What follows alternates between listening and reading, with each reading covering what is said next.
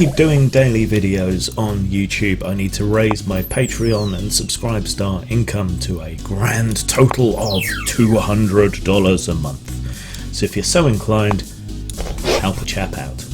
Zang.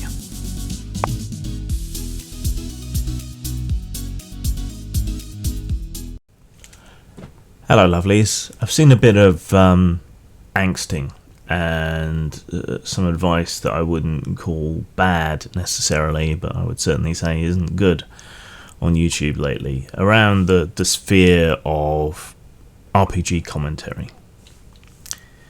And some people seem to be angsting because they're just not getting the hits that they want, that they feel that they need to justify or to feel good about what they're doing.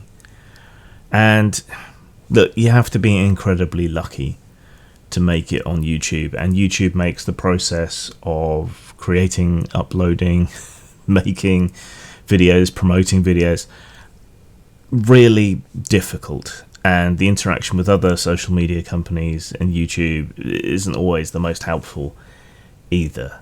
So I don't think you can approach YouTube with the hopes of making a living at it within what is already a pretty niche space, and it's a lot more difficult now than it ever was in the past.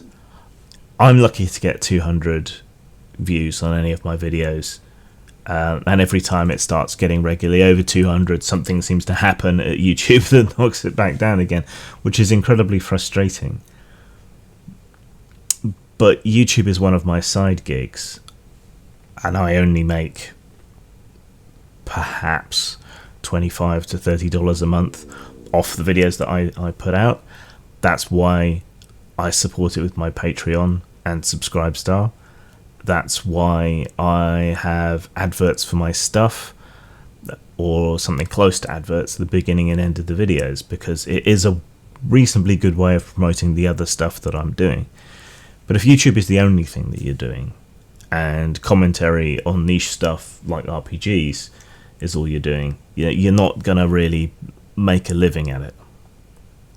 That said, the idea that you can make a reasonable amount of money or gain a reasonable amount of audience just by focusing on D&D, as some have suggested to people who've felt discouraged,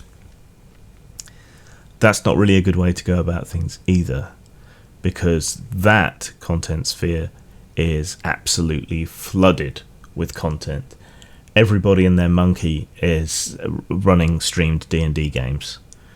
You're going to be competing for space in that sphere, and if you're not doing something that is overproduced, suitably diverse, and all the rest of the issues that Critical Role engages in, then you're unlikely to grasp much audience, and most of the audience is already taken up by Critical Role and others.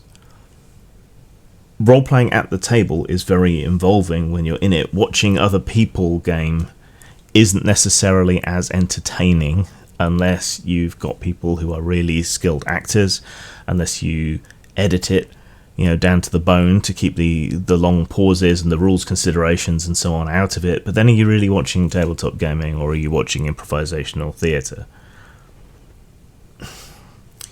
So the D&D space is flooded, and there's only so much you can say about D&D, and people are kind of pushing the envelope on that. So another way you can go about things is to find another niche. You can be the guy for one particular system, perhaps, or the guy for one particular game company that puts out a lot of stuff. That would have been Mongoose in the past. Maybe that would be Modiphius these days. You can find your niche within a niche, but that's still not going to be hugely successful. Now, I do a lot of things wrong on YouTube. I don't fixate on a single topic or have a channel for each different topic that I do. That is apparently the way that you should do things if you want to succeed. So if you covered, say, D&D and Traveller and Modiphius games, the thing that would be suggested for you to do would be to have multiple channels and to upload what's appropriate to each channel. Then, of course, you have the problem of coming up with enough content for all these channels. I overproduce my videos. apart from this one and the one yesterday and some of the others. But I always put in backgrounds and little details and Easter eggs and things for people to find, because I enjoy it. And it is somewhat frustrating, even so, to see someone who is just recording in their car getting 1, 2, 3,000 views on their videos, while I struggle to make 200, despite making an effort with music and animations and video editing and all the rest of it. But you can't really let it bother you. You just have to do what you love, what you're interested in, and hope that enthusiasm carries through. And make the YouTube thing a side gig. If you're going to be talking about D&D and other materials, write and monetize a blog, or write down the kind of things that you talk about and put them out as mini supplements or whatever on TTRPG or Gumroad or something for like 49 cents, which I think is the minimum you can charge. Collect them together, your scripts, polish them, put them out. Encourage people to Patreon you for just $1 a month, or Subscribestar if they're anti-Patreon. There's other ways to hustle this without resorting to talking about things that you're not particularly interested in. And I think long term, the best way to go about things is to keep talking about stuff that you are genuinely interested in, because your enthusiasm and so on will carry through. People will see it. I'm frustrated with YouTube. All those D&D 5th edition reviews and things I did weren't an attempt to try and capture a D&D audience necessarily. It's just because I had all those books and I fancied doing reviews because I was getting fed up with talking about other topics.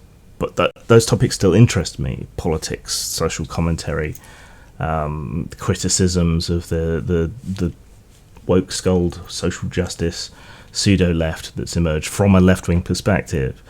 There's all sorts of things that interest me. I'm a free speech activist. I care about your freedom to communicate and so on.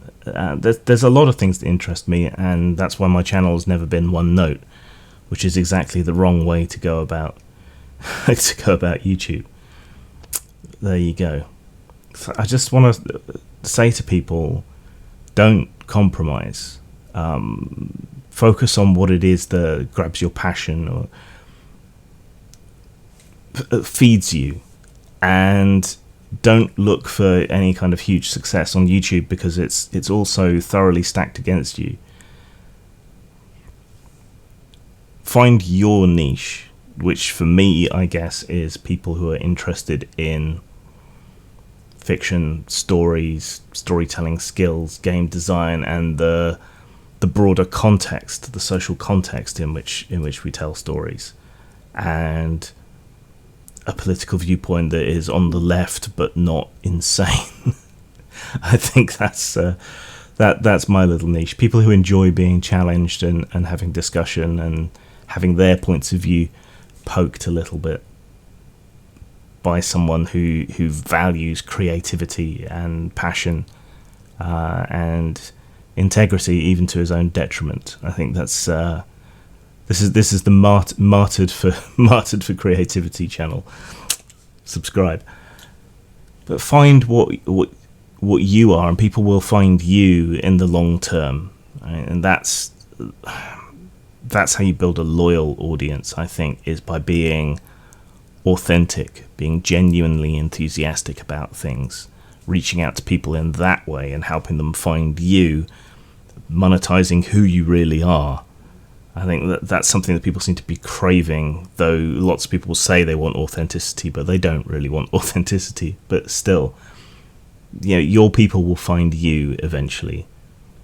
It just takes a long time and a lot of patience, but the best way to keep that going is to be consistently and authentically yourself.